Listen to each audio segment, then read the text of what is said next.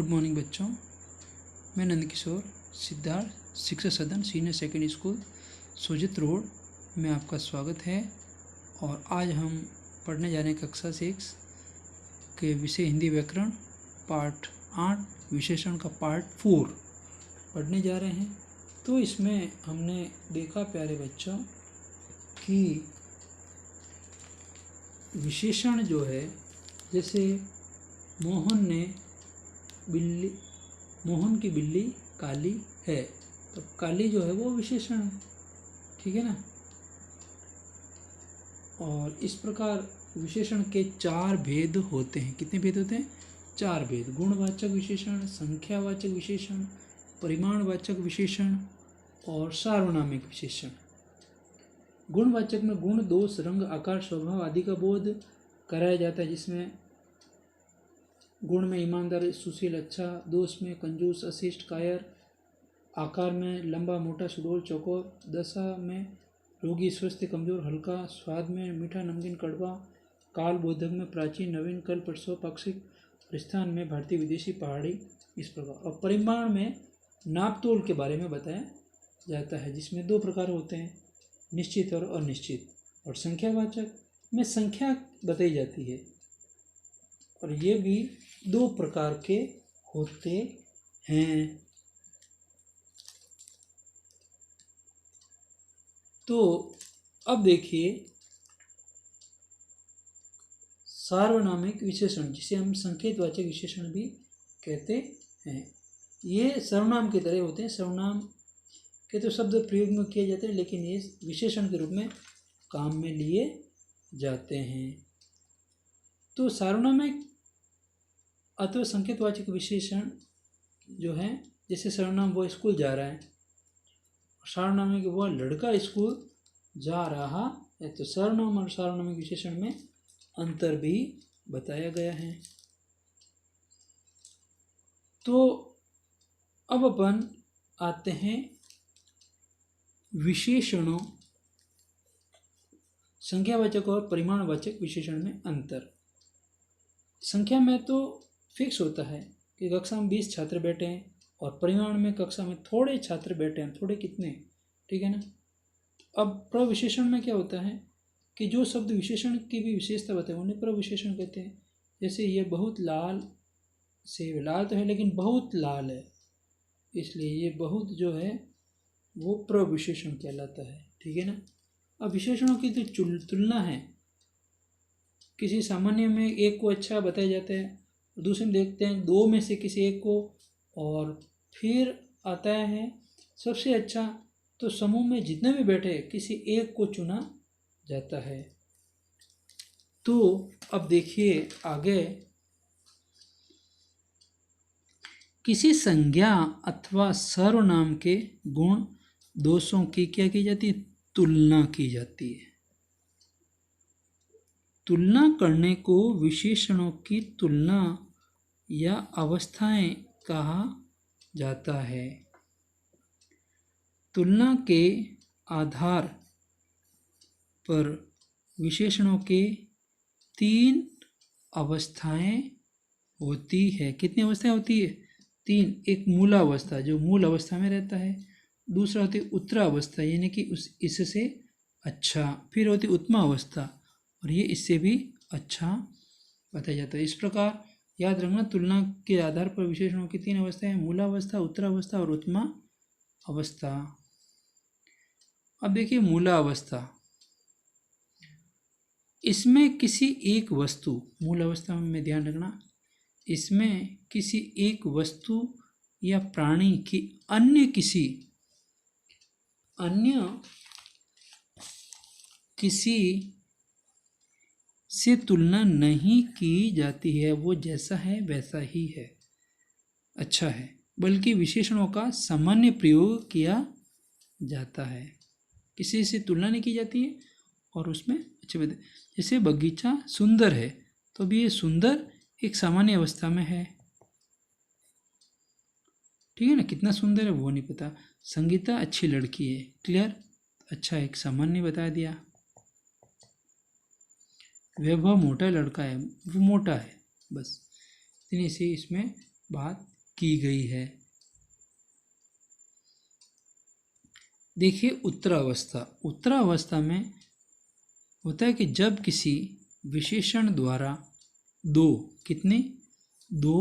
वस्तुओं या प्राणियों की तुलना कर एक की न्यूनता यानी कि कम, एक की न्यूनता और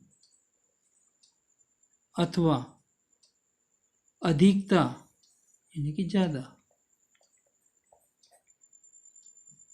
बताई जाती हैं तो वह विशेषण की उत्तरा अवस्था होती है। ठीक है। जैसे अंजलि मोनिका से परिश्रमी है। किससे? मोनिका से। यानी कि परिश्रम ज़्यादा कौन कर रही है? अंजलि। परिश्रम ज़्यादा कौन कर रही है? अंजलि कर रही है और मोनिका कम कर रही है, तो ये परिश्रम अधिक कर रही है। फिर देखिए राधा मीरा से सुंदर है। यानी कि राधा ज़्यादा सुंदर है, ज़्यादा सुंदर है। और किससे ज़्यादा सुंदर है? मीरा से, है ना।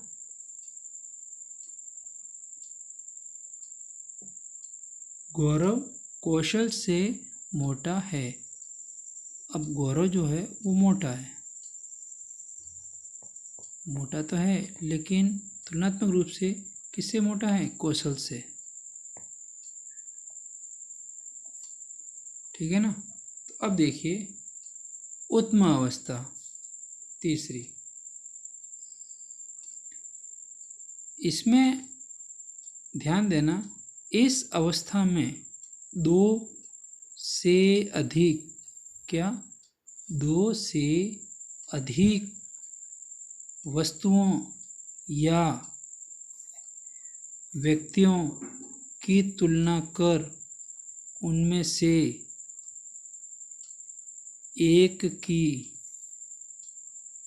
सबसे अधिक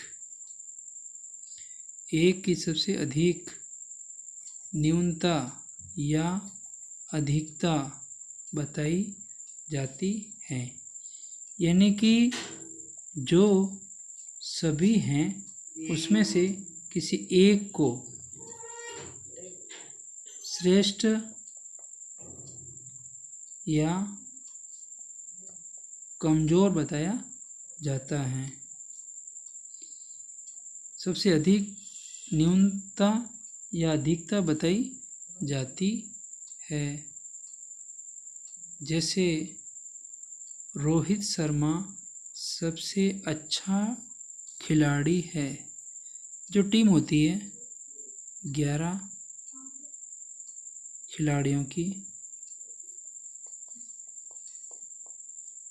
उसमें से जो रोहित शर्मा जो है वो सबसे अच्छा है। आदित्य कक्षा में सबसे अधिक अंक लाया।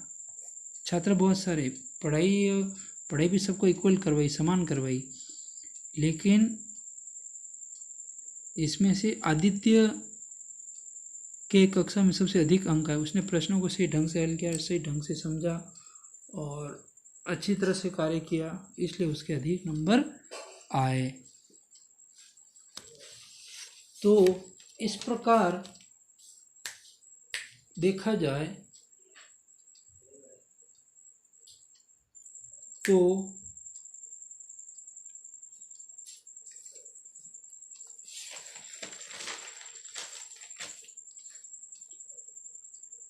सभी में से एक को अच्छा या बुरा बताया जाता है, श्रेष्ठ बताया जाता है। जैसे कुतुब मीनार सबसे ऊंची मीनार है। कुतुब मीनार कहाँ है? दिल्ली में।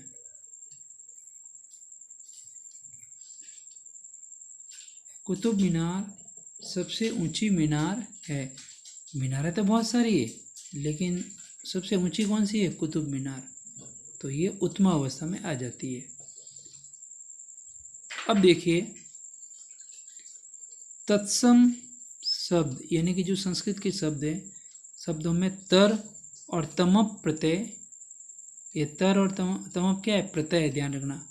तर और तमप प्रत्यय लगाकर उत्तरावस्था और उत्तम अवस्था के रूप बनाए जाते हैं।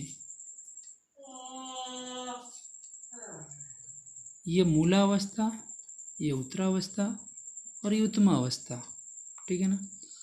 अब मूलावस्था में सुंदर है, सामान्य भाव है, लेकिन ये सुंदरतर है, इससे भी सुंदर है, ठीक है ना। सुंदरतर ये लगाया तर पढ़ते हैं, और मतलब तुलना, इसमें तुलना, फिर इससे सुंदरतम बन गया, सुंदरतम, सभी में से सुंदर, ठीक है। फिर देखिए उच्च, उच्चतर और उच्चतम, लघु, लघु नहीं छोटा, लघुतर और लघुतम, ठीक है। फिर यूं तो निम्न, निम्न से निम्नतर, उच्च से उच्चतर, प्राचीन से प्राचीनतर, प्राचीनतम, तीव्र से तीव्रतर, तीव्रतम, श्रेष्ठ से श्रेष्ठतर, श्रेष्ठतम, नवीन से नवीनतर, नवीनतम, योग्य से योग्यतर और योग्यतम, इस प्रकार शब्द बनाए जाते हैं। इसमें देखिए गुण वाचक, अनिश्चित,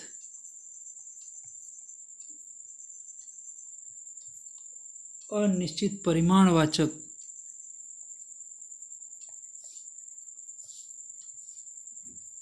अनिश्चित परिमाणवाचक और अनिश्चित संख्यावाचक, अनिश्चित संख्यावाचक,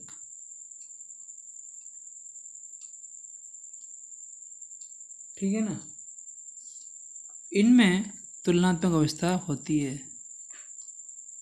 तुलनात्मक अवस्थाएं होती है किस किस में? गुणवाचक, अनिश्चित परिमाणवाचक, अनिश्चित संख्यावाचक में तुलनात्मक अवस्थाएं होती, बाकी नहीं होती है दूसरों में। तो विशेषणों की रचना, अब देखिए विशेषणों की जो रचना है वो किस प्रकार हुई कि हिंदी भाषा में मूलतः विशेषण शब्द तो कम ही है, किंतु अधिकांश विशेषण शब्दों की रचना संज्ञा, सर्वनाम, क्रिया,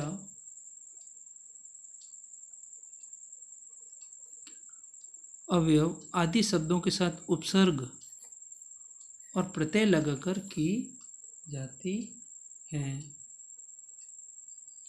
देखिए इस प्रकार विशेषणों को बनाए हैं। वो देखते हैं। अब देखिए सबसे पहले संज्ञावाचक शब्दों से विशेषणों की रचना। अब इसमें देखिए क्या लगाया, ई प्रत्यय लगाया, ई लगाया, इसमें संज्ञा से क्या बनाए, विशेषण। कपट, कपट से कपटी, और ई की मात्रा भी कौन सी, बड़ी। लालच से लालची। अब ई प्रत्यय से देखिए आदर से आदरणीय, भारत से भारतीय, तो इसमें सभी में ई प्रत्यय लगा है, ठीक है ना। क्या लगा है, ई प्रत्यय। जैसे ईश्वर से ईश्वरीय, ईश्वर से ईश्वरीय, ईश्वरीय है ना। अब देखिए आगे एक प्रत्यय, एक प्रत्यय लगाकर संज्ञा से विशेषण बनाया। जैसे शब्द, शब्द से बन गया शाब्दिक, धर्म से बन गया धार्मिक, ठीक है। और पक्ष से बन गया पाक्षिक, पक्ष से बन गया पाक्षिक, पाक्षिक यानी 15 दिन, ठीक है। अब देखिए इत प्रत्यय, छोटी की मात्रा इत प्रत्यय, फल से फलित, चित्र से चित्रित, इन से संज्ञा, इन प्रत्यय से संज्ञा से विशेषण, नमक से नमकीन, ग्राम से ग्रामीण, ठीक है। इला ये व आलू, चमक से चमकीला, झगड़ा से झगड़ालू, ठीक है। फिर देखिए वान और मान सब, यूँ तो देखा जाए तो ये ज़्यादातर संस्कृत वाले ही काम आ रहे हैं, जैसे वान और मान ये दोनों संस्कृत के प्रत्यय हैं। संज्ञा विशेषण, धन से धनवान, बुद्धि से बुद्धिमान, और एरा व एला, चाचा से चचेरा, मामा से ममेरा, विष से विशेला। अब मति व वती, श्री से श्रीमती, रूप से रूपवती, आयु से आयुष्मती, पुत्र से पुत्रवती, ठीक है ना। फिर देखिए सर्वनाम शब्द, सर्वनाम शब्द सर्वनाम विशेषण नहीं, आप से आपका, तुम से तुम्हारा, मैं से मेरा या मुझसे, जो से जैसा, और हम से हमारा। क्रियापदों में क्रिया विशेषण, देखिए क्रियापदों में एक्टिविटी जो होती वो,